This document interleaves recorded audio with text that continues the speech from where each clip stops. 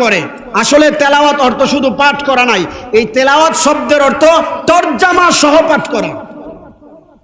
আর ইকরা শব্দের অর্থ শুধু পাঠ করা, যেটা আমরা নামাজের ভিতরে কেরাত হিসাবে পড়ে থাকি, ওই কেরাত হচ্ছে পাঠ করা। আর তিলাওয়াত শব্দের অর্থ এটা হলো কোরআনের জ্ঞানের দ্বিতীয় স্তর, মানে তুমি তেলাওয়াত করবা। তেলাওয়াত মানে কি? যেমন একটা আয়াতের মধ্যে আছে সূরা আনফাল 2 নম্বর আয়াত, ইন্নামাল মুমিনুনা ইযা যুকিরাল্লাহ। মুমিন তো তারাই যাদের সামনে আল্লাহর নাম উচ্চারিত হয় তারা ভয়ে কম্পিত হয়ে যায়। ওয়া ইযা তুলিয়াত আলাইহিম আয়াতুহু যাদাতহুম ঈমানা, এবং আল্লাহর কোরআনের আয়াত তেলাওয়াত করা হলে তাদের ঈমান শুধু জাদা ঈমানা, ঈমান শুধু বেড়ে যায়। সুবহানাল্লাহ। তার মানে তেলাওয়াত যদি আমি আপনার সামনে করি, যদি অর্থ না বুঝেন ঈমান বাড়বো? মজা লাগবো, কিন্তু অর্থ বুঝলে ঈমান বাড়বো। তেলাওয়াত মানে হচ্ছে তরজামা সহ করে মানুষের কাছে উপস্থাপন করা, এইটাকে তেলাওয়াত বলা হয়। এইটা হচ্ছে কোরআনের দ্বিতীয় স্তরের এলেম। আর তৃতীয় এলেম হচ্ছে তাফাক্কাহু, মানে কোরআনের বিশেষ গভীর জ্ঞান।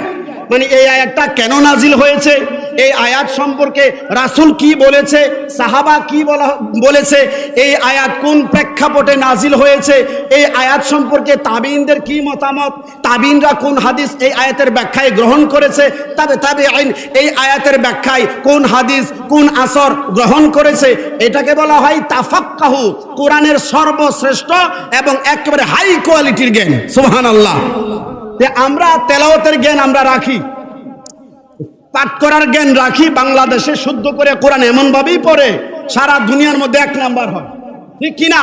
কিন্তু সমস্যাটা কোন জায়গায়, যে আমরা সারা জীবন কোরআন পড়েও 10টা সূরার অর্থ জানি না, যার কারণে আপনাকে আমাকে বিভ্রান্ত করার সুযোগ পাই।